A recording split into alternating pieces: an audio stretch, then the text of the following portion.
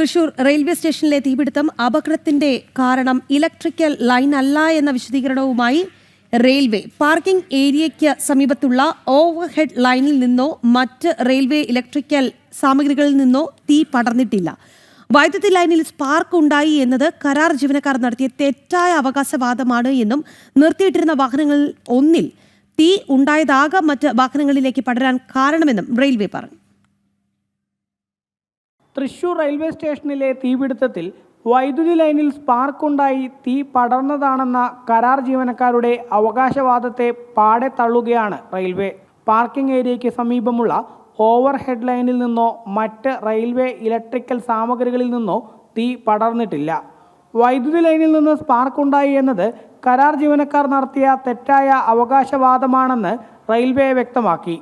Parking ഏരിയയിൽ നിർത്തിയിട്ടുള്ള വാഹനങ്ങളിൽ നിന്നുമായിരിക്കാം തീ ഉയർന്നത് എന്നും റെയിൽവേ പറഞ്ഞു.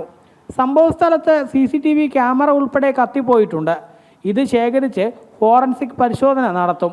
സംഭവത്തിൽ പോലീസ് അന്വേഷണത്തോടൊപ്പം റെയിൽവേയും വകുപ്പ് തല അന്വേഷണം ആരംഭിച്ചിട്ടുണ്ട്.